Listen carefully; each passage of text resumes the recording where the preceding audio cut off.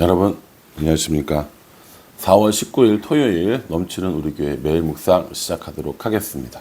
오늘 본 말씀은 누가복음 23장 44절부터 56절까지 말씀입니다. 어제 우리가 예수님께서 돌아가신 성금요일로 지켰다고 이야기했습니다. 오늘 본문이 예수님께서 돌아가신 그 순간을 우리에게 알려주고 있습니다. 예수님께서 돌아가실 때에 몇 가지 이런 이상한 징조 이런 것들이 있었는데, 그 중에 대표적인 게 뭐냐면 성소의 휘장이 갈라진 사건입니다. 45절에 성소의 휘장이 한가운데가 찢어지더라 이렇게 얘기합니다. 예수님께서 돌아가시려고 하는 그 시점에 성소의 휘장이 찢어졌다라고 하는 것은 사실은 굉장히 큰 의미를 가지고 있습니다. 여러분들이 이 성소에 대해서 그리고 이 휘장에 대해서 많이 알고 계시겠지만 잘 모르시는 분들을 위해서 다시 한번 설명을 드리면, 그 성막 안에 성소라는 게 있었어요. 그 성소 안에 떡상도 있고 촛대도 있고 이런 것들이 있는데, 그 성소 안에 지성소라고 하는 지극히 거룩한 곳이라고 하는 그 지성소라는 곳이 있었단 말이에요. 그 지성소 안에 법궤가 있고요. 또 지성소 안에 하나님의 임재가 임한다고 해서 대제사장이 1년에 한 번밖에 들어갈 수 없는, 아무도 들어갈 수 없는, 오직 대제사장만 1년에 한 번 들어가는 그 지성소라는 곳이 있는데, 이 성소와 지성소를 나누는 그 휘장, 우리나라 말로 하면 커튼이 되는 거죠. 이 커튼 같은 것이 그 성소와 지성소를 나누는 그런 역할을 했단 말입니다. 그러니까 그 성소의 휘장은 아무나 만질 수 있어요? 아니요, 아무나 만질 수 없는 겁니다. 거기에 누구라도 들어갈 수 있습니까? 누구라도 마음대로 들어갈 수 없는, 이스라엘에 있어서 가장 거룩한 곳이 바로 지성소이고, 그 지성소와 성소를 나누는 휘장이 있었는데, 예수님께서 십자가에서 죽으심으로 그 휘장이 찢어졌다는 겁니다. 그럼 이 휘장이 자연적으로 찢어질 수 있느냐? 아니요. 이 휘장은 자연적으로 찢어질 수 없습니다. 이 휘장이야말로 정말 누구도 만지지도 않고 누구도 건드리지도 않고 움직이지도 않는 거기 때문에 자연적으로 찢어진다는 건 불가능합니다. 그러니까 예수님의 죽음과 관련이 있다라는 거죠. 그럼 이게 어떤 의미를 가지고 있는가? 예수님이 십자가에서 죽으시기 이전에는 거기에 누구만 들어갔어요? 대제사장만 들어갔다니까요. 대제사장이 온 이스라엘의 죄를 가지고 그 지성소에 들어가서 하나님께 제사 지내고, 그리고 죄 사함을 얻고 나오는 그런 곳이 바로 지성소였고요. 1년에 한 번만 들어갈 수 있고 대제사장만 들어갈 수 있었던 겁니다. 근데 그 휘장이 찢어짐으로 말미암아 어떤 의미를 갖냐면, 이제 누구라도 하나님 앞에 나아갈 수가 있는 거예요. 대제사장뿐만 아니라 성소에서 지성소뿐만 아니라 누구라도 나아갈 수 있게, 하나님께 나아갈 수 있게 되었다라는 것을 의미하는 거죠. 그러면 누구로 인하여 이런 일이 가능해졌습니까? 예수님이 우리를 위해서 죽으심으로 우리를 구원해 주셨기 때문에 가능한 거죠. 그래서 뭐 합니까? 우리가 예수님의 이름으로 기도하는 겁니다. 그래서 예수님이 우리의 구원자가 되는 겁니다. 우리의 힘으로는 하나님 앞에 나아갈 수 없지만 예수님의 보혈로, 예수님의 피로, 예수님의 십자가로 우리가 다 죄 씻음을 받았기 때문에 이제 하나님 앞에 나아갈 수 있게 되었다라는 거죠. 이것이 바로 이 휘장이 찢겨진 사건을 의미하는 겁니다.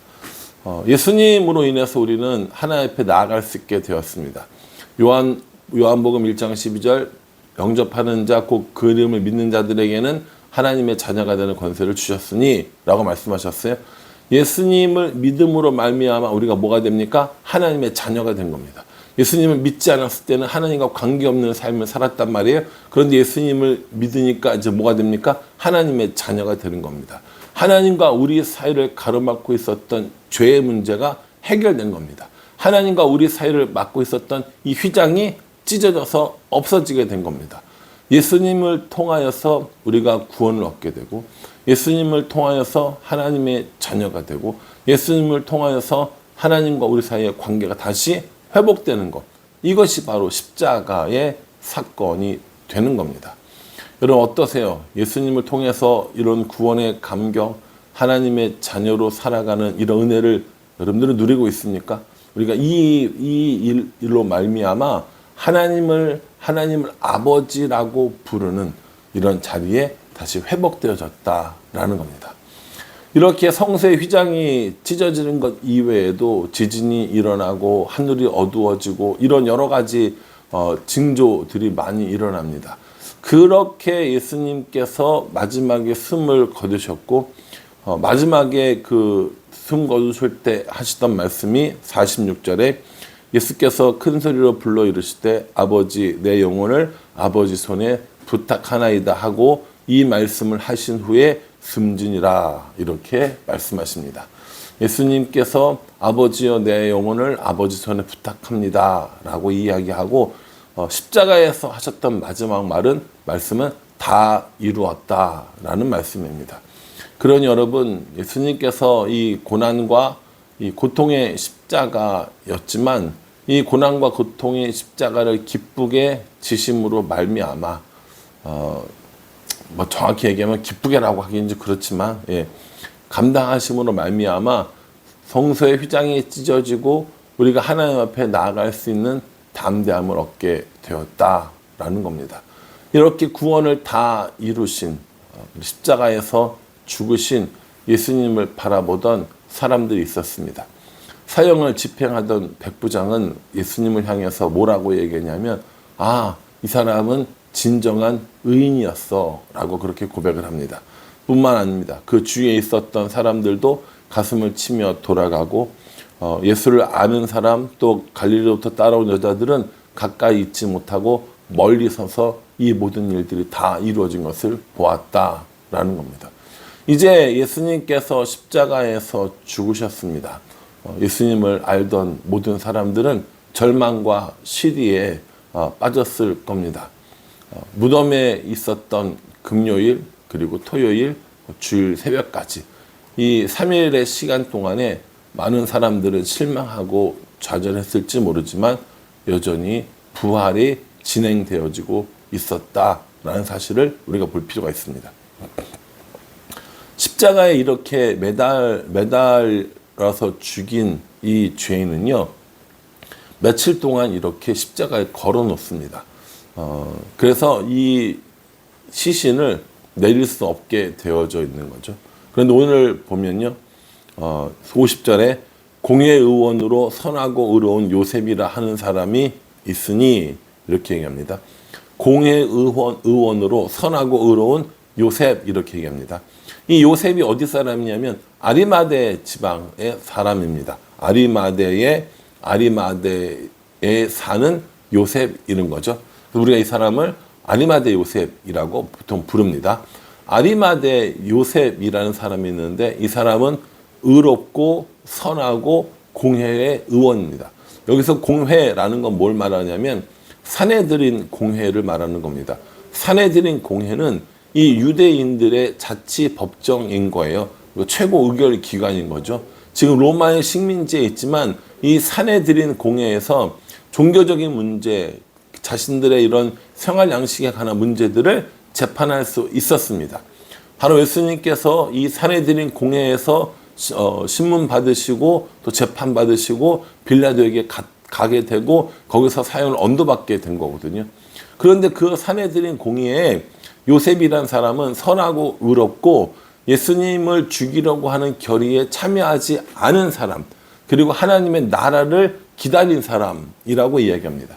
그러니까 한마디로 얘기해서 이 아리마대 사람 요셉은 신실하게 예수님을 믿었다라는 겁니다.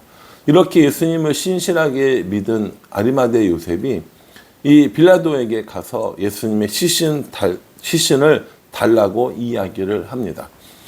보통 이 십자가에 매달려 있을 때 2, 3일 정도 더 기다린다고, 살아있다고 얘기했잖아요.